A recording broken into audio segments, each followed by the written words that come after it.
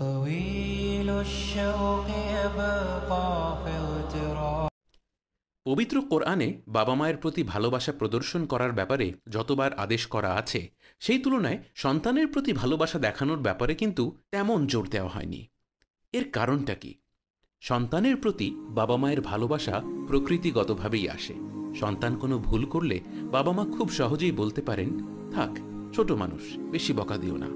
অথচ সন্তান যখন প্রাপ্তবয়স্ক হয়ে যায় আর বাবা মা যখন বার্ধক্যে পৌঁছে যান, তাদের প্রতি সহনশীল হওয়া, ধৈর্য ধারণ করা, তাদের ভুলগুলো শান্তভাবে নেওয়া, এসব আপনা আপনি হয় না, বরং সন্তানকে এজন্য একটা কনসিয়াস এফর্ট দিতে হয়। বাচ্চা মোবাইল আছাড় দিয়ে ভেঙে দিল, বাবা মা বলে, দেখো কি কাণ্ড করেছে, এই যা।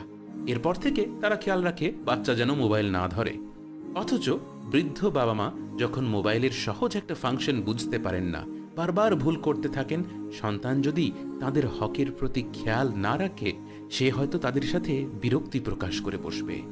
অথচ পবিত্র কোরআনে আল্লাহ তাআলা বলেন, যদি তোমার বাবা মায়ের মধ্যে কেউ বৃদ্ধ হয়ে যান, তাদেরকে উফ পর্যন্ত বলো না। আমাদের বাবা মা যেমন আমাদের এই পৃথিবীতে প্রবেশ করার মাধ্যম, তারাই আমাদের জান্নাতে প্রবেশ করারও মাধ্যম। 5 ওয়াক্ত নিয়মিত নামাজ পড়ার পাশাপাশি একটা মুসলিমকে যেই বিষয়ে সবচেয়ে বেশি সতর্ক থাকতে হবে তা হলো বাবা মায়ের হক আদায় করা। আর বাবা মা যদি তাদের রবের কাছে ফিরে গিয়ে থাকেন, সন্তান তবুও তাদের প্রতি ভালোবাসা প্রকাশ করতে পারেন তাদের জন্য নিয়মিত দোয়া করার মাধ্যমে, তাদের হয়ে দান সাদাকা করার মাধ্যমে এবং একজন ভালো মুসলিম হিসেবে জীবনযাপন করার মাধ্যমে।